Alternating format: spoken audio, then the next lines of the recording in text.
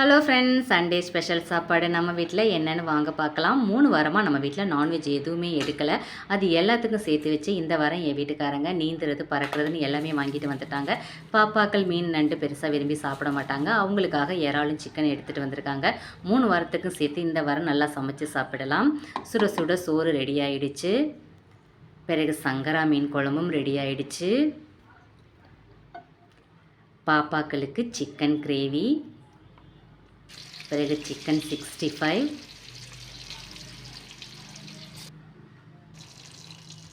பிறகு நண்டு கிரேவியும் ரெடி ஆயிடுச்சு. பிறகு இறால் 65,